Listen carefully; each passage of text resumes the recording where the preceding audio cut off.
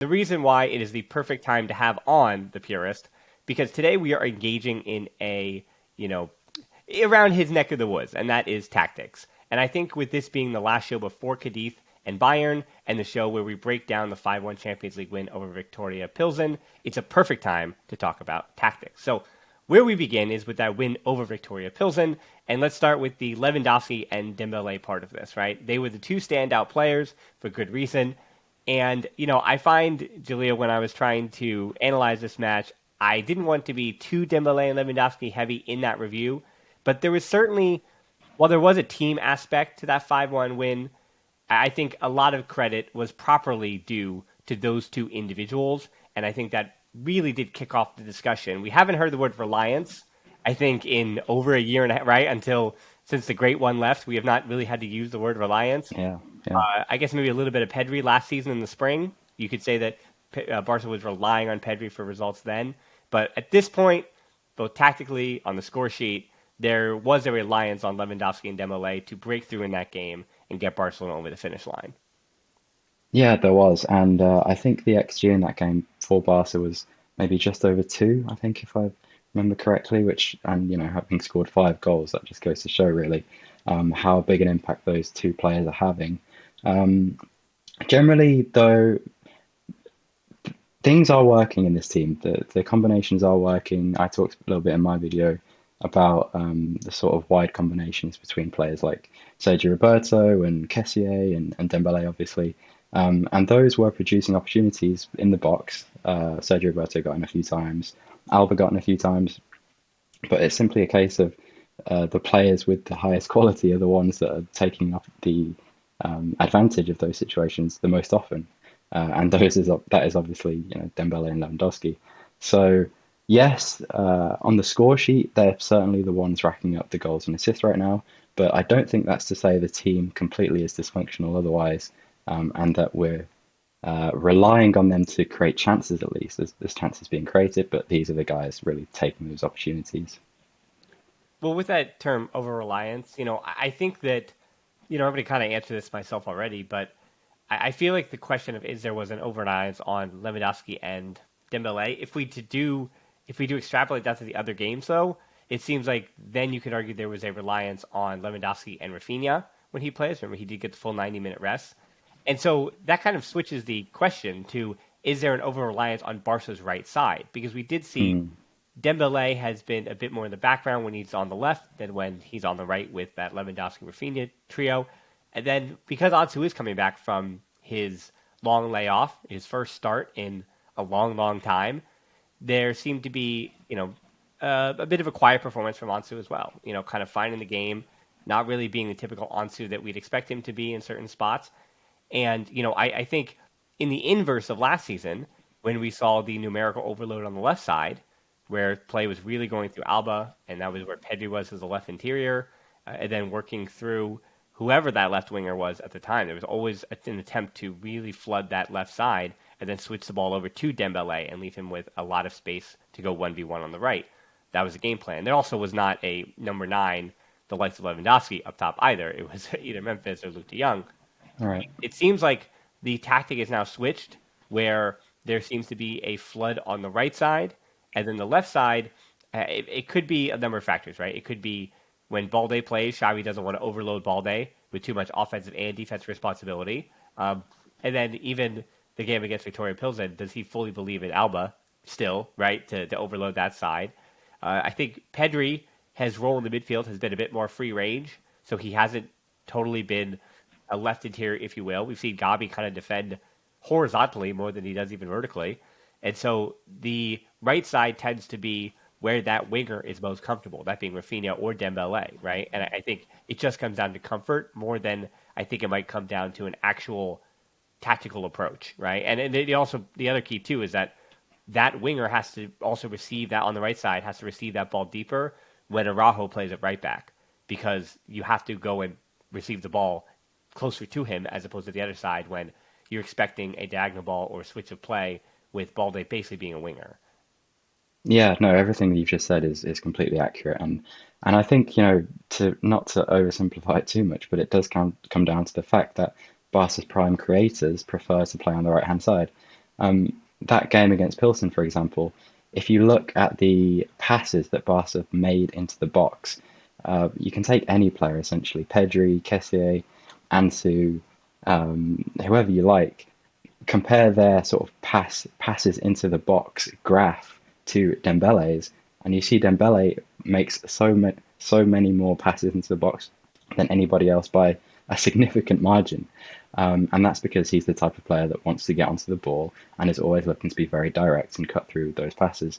So, and the same with Rafinha, he's the same kind of player, right? So you don't have that kind of player right now on the left hand side. Ansu isn't that kind of player. Varane isn't that kind of player. And you're completely right about Pedri, who is having to become a chameleon essentially and fill in for, take the responsibility depending on who's playing on that side. So if it's Alba pushing up and Ansu cutting in, then Pedri's going to drop back. Against Pilsen, we even saw De Jong, despite playing as a quote unquote pivot, deciding he wanted to be a left interior, and Pedri has to drop back and cover him as well. So Pedri's role is definitely, for my money, the most mature and composed player in this team, at least in the midfield.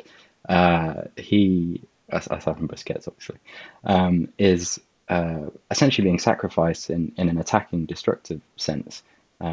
So we're not seeing him from the left-hand side as we might. I'd quite like to see him given a more prominent role. Certainly, if Rafinha is on the left, for example, or even Dembele, and the left back becomes a little more reserved, I think Pedri can become a much more destructive player from the left. But right now, it's not the case. He's being sacrificed, and yeah, you're right. All the major decisive actions are happening on that right hand side. Yeah, well, speaking about Dembele's performance in particular against Victoria Pilsen, right? The breakthrough came off of Dembele's foot from the corner. Koundé knocks it back across, and Kessié perfectly placed it at the near post. Just a quality ball from Dembele aiming for the head of Koundé. Koundé also, as a reminder, is much better in aerial duels than his height may question, right? I think the EPL is going crazy about Martinez, right? About Lisandro Martinez and his whole thing. But Koundé, I think, has him by like an inch or two, but yet Koundé wins way, not more than Martinez, but he just wins way more balls than almost any other player his height. Just has a great knack for it. And then just at the stroke of halftime, again, there's something about tactics mattering, and then there's something about Dembele. Tactics be damned, he still dribbled through 5 people. Like, regardless of what your tactics are, like, you can't say, okay, we've set up the team so that Dembele can dribble through 5 players. Like, that's not. It's the same thing with Messi. Like, there's individual brilliance at play there. Almost scores there. Barca though keep it in Pilsen's end, and then this again isn't really tactics. This is just Dembele choosing to defend in a way that I think the other team wasn't ready for. He comes sliding in to win it back. No one comes to him, and he has a million years to find Lewandowski at the back post for a diving header. And that's how, not to say the game was put away at that point, but that puts Barcelona in a good point and in a good place to pretty much put the game away at 3-1. So, also a late nutmeg while dribbling through the middle, and there was a long chance for him to get a shot on goal. And really, that's the next thing Dembele has to do, right? Like, the next thing this season is to show Xavi what he did in the preseason, and that's to score more goals. And when he did an interview last week, he was pretty clear about it, that Xavi told me to put the ball in the back of the net. And, he likes everything else I'm doing. He loves everything else I'm doing, but I've got to add that to my game. Fortunately for him, he has a teammate, Robert Lewandowski, who is okay at putting the ball in the back of the net, gets a Champions League hat trick. The only thing I'm going to say about it's easy to pat myself on the back because Lewandowski scored against Victoria Pilsen, right? Like, I'm not like victory out here. But what I will say is that, as I promised, Lewandowski doesn't lose these matches. Like, he is a clinical striker who puts the ball in the net with the slightest bit of an opportunity. And over the course of 90 minutes against a team like Victoria Pilsen, there will be a window for Lewandowski. There will be a moment or 2 moments when he's going to get free and he's going to put the ball in the net against a team like this, right? Against a team that just does not have the structural quality to handle the Barcelona onslaught for 90 minutes, We'll talk about the defensive part of the stuff for Barca in a second, but I'm just talking about the attack, that it seems like in the Champions League even, that Barcelona should be able to go toe-to-toe offensively with anybody. Oh, yeah, 100%. And it's led by Lewandowski. Is there anything that Lewandowski is doing in particular other than just being...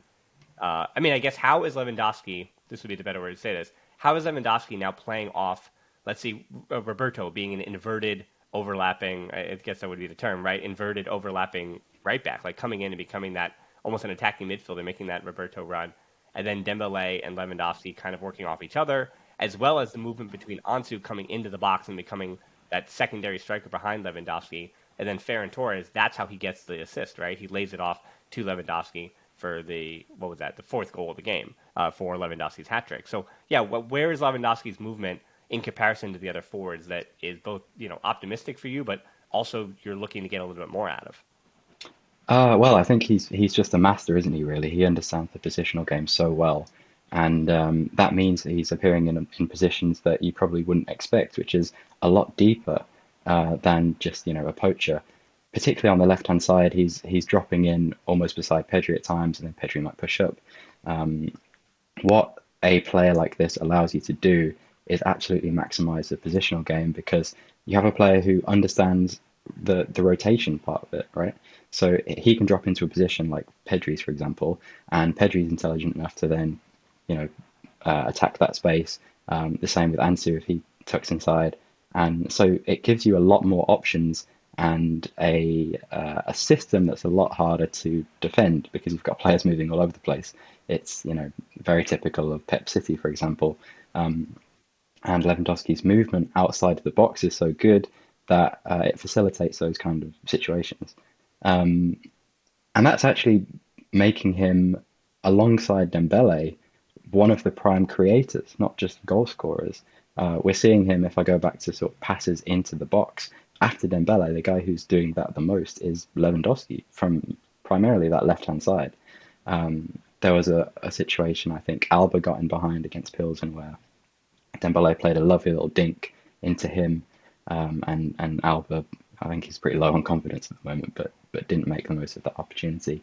And so I just think he's really, I hesitate to use this word, but he's a complete centre forward. He can mix it around anywhere on the pitch essentially, and now we've got players intelligent enough to take advantage of that as well. So I can't.